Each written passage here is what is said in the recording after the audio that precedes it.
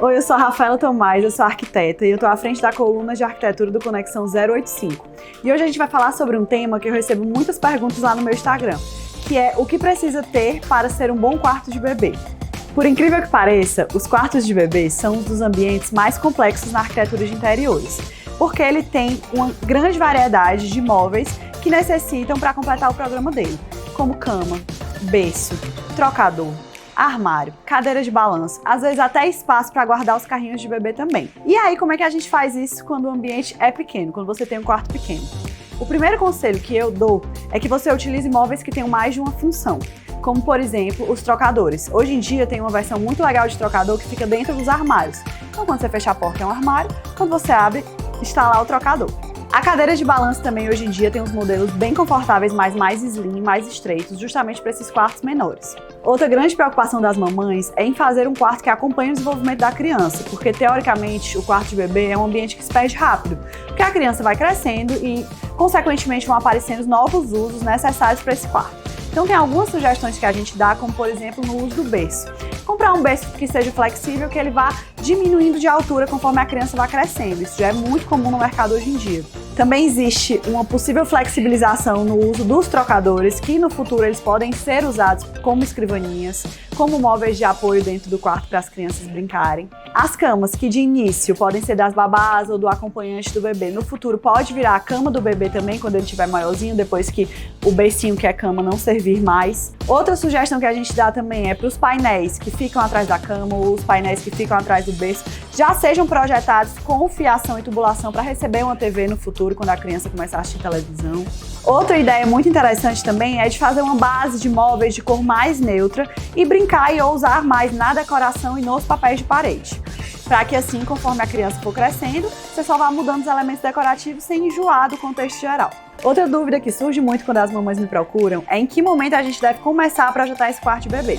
Muitas mães querem esperar até saber o sexo do bebê. Eu aconselho não esperar para saber o sexo do bebê para projetar o quarto. Tem tido um boom na arquitetura que é reflexo de um pensamento social mais avançado, de uma globalização no mundo, que é a questão do genderless. E isso tem refletido muito na arquitetura também.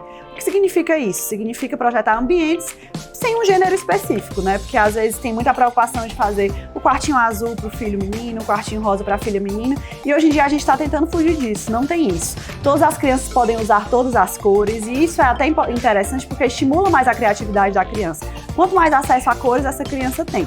Então, a gente tenta programar e projetar um quartinho que vai servir para qualquer sexo, e isso é super importante também para que se a pessoa tiver mais de um filho, ela aproveite o quarto para qualquer um, independente do sexo que tem essa criança. Outro tópico que eu acho que todos os vídeos que eu fizer eu vou falar sobre, independente do tema, é a iluminação, porque de fato a iluminação é uma coisa muito imprescindível no projeto.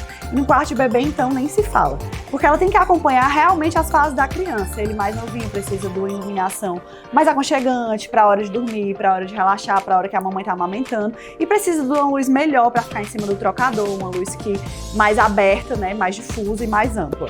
E também, à medida que a criança vai crescendo e vai usando mais o quarto, brincando mais no quarto, usando o quarto para desenhar, para fazer atividades, aí é que eu preciso ter uma boa iluminação mesmo. Então a gente tem que prestar atenção nisso, propor mais de um circuito de iluminação para esse quarto, né, que tem uma luz mais geral e uma luz mais indireta, e fazer com que isso ajude a estimular a criatividade da criança. Ultimamente, não tem dado para falar de quartinho de bebê sem falar de quarto montessoriano. Se você não ouviu falar sobre essa expressão ainda, você vai entender agora. Montessori é um termo que já existe desde 1907. Ele foi desenvolvido pela pedagoga italiana Maria Montessori.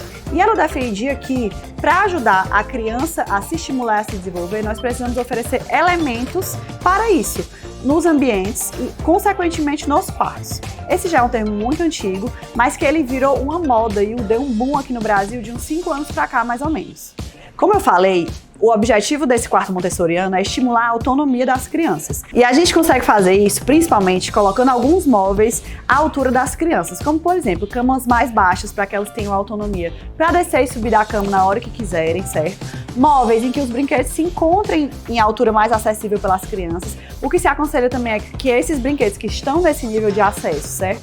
sejam trocados mais ou menos a cada 15 dias para continuar estimulando a liberdade e a criatividade da criança. Espelhos, para que facilite a criança a se reconhecer. Barras também para ajudar a criança a ficar em pé com mais facilidade, independente de um adulto. Instalar algumas barrinhas também é uma ideia muito legal. Uma coisa que a gente tem que ficar atento também nesses quartos montessorianos é a segurança da criança, certo? Como vai estar tudo mais à altura da mão dela, é muito importante que a gente não instale móveis com quina, sejam móveis mais boleados. Não deixe tomadas aparentes. Não use quadros com fechamento de vidro, opte por quadros com fechamento de acrílico. E espelhos que ele tenha uma película, né, de proteção caso o espelho caia. É bom ficar atento a tudo isso. Então, se você gostou desse conteúdo, fica conectado com a gente que em breve tem mais.